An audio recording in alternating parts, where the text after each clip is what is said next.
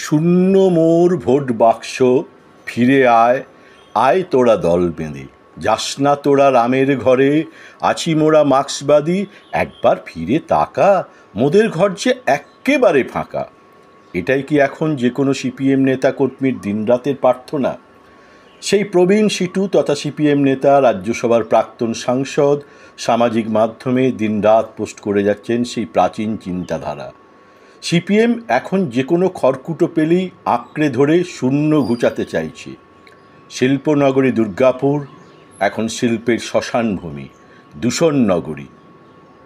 দুর্গাপুরের সাংসদ পরিযায়ী সাংসদ, দুর্গাপুর পূর্বের বিধায়কও নাকি পরিযায়ী বিধায়ক।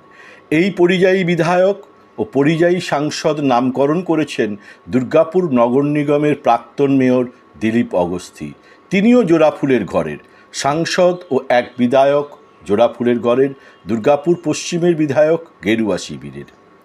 আর এককালে টকটকে লাল দুর্গাপুর এখন জামানত জব্দ হয়ে যাওয়া দলে পরিণত। একসময় কেউই কল্পনায় আনতে পারত না সিপিএম দুর্গাপুর শিল্পাঞ্চলে হারতে পারে। এই 16 সালেও নয়, কিন্তু 19, 21, 24 সালে এসে ভাবতে হচ্ছে দুর্গাপুরবাসীকে, সত্যিই কি কোনো কালে সিপিএম ভোটে একচ্ছত্র জয় পেত, নাকি রিগিং মাস্টারি করেই জয় পেত? একটু পিছিয়ে যাওয়া যাক, ভোটের পরিসংখ্যান দেখা যাক। রাজ্যে রাজনৈতিক পালাবদলের ঐতিহাসিক পরিবর্তন এলো 11 সালে। বিজেপিকে কেউই তখন ভোটের বাজারে কোনো পাত্তাই দিত না। লড়াই লাল টুকটুকে সিপিএম আর শিল্পাঞ্চলের ঝিমিয়ে থাকা জোড়াফুলের লড়াই। দুর্গাপুর পূর্বে 2011 সালে জয় পান চিকিৎসক নিখিল চন্দ্র বন্দ্যোপাধ্যায়, ভোট পেয়েছিলেন 50% বেশি, আর সিপিএম প্রার্থী পেয়েছিলেন 45%। আজকে যিনি বিধায়ক সেই লক্ষণ ঘড়ুই প্রার্থী হয়েছিলেন দুর্গাপুর পূর্বে, আর ভোট পেয়েছিলেন মাত্র 4% সামান্য বেশি। হেরে যাওয়া দুর্গাপুর 2016-তে ফিরে পেল সিপিএম।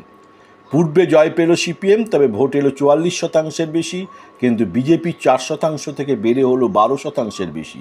জোড়াফুল আর কাস্তের ভোট সামান্য করে হলেও গেল রামে। এবার এলো 2021 সাল, ভয়ঙ্কর ইঙ্গিত এলো সিপিএমের ঘরে।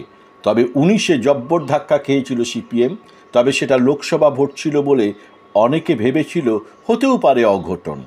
কিন্তু 21 বুঝিয়ে দিল বাম ভোটার এখন রাম ভোটারে পরিণত। 21-এর পরিসংখ্যান বলছে জোড়াফুল 41% বেশি, বিজেপি 39% বেশি, আর সিপিএম একেবারে মুখ থুবড়ে পড়েছে। সিপিএম মাত্র 15% ভোট, জামানত জব্দ। কিন্তু লাল টুকটুকে সিপিএমের এমন পাংশু রংচটা ভোট চেহারা হলো কীভাবে? 24-এর লোকসভা নির্বাচনেও সেই ভেঙে যাওয়া মাজা সোজা করতে পারল না সিপিএম। রামের ঘরে চলে গিয়েছে ভোট, কিন্তু কেন এমন হলো? কথায় আছে, নিজের নাক কেটে অপরের যাত্রা ভঙ্গ করতে যেও না, নিজের নাকটাই যাবে। সেটাই হয়েছে সিপিএমের। 2016 সালে জোড়াফুলের ঘরের গোষ্ঠীদ্বন্দ্বের থেকে ফায়দা তুলতে গিয়ে পারিয়ালকে সমর্থন আর সাময়িক ফায়দা মিললেও পরের ধাপে ভয়ঙ্কর ভোটার পালিয়ে যাওয়ার শিকার হয় সিপিএম।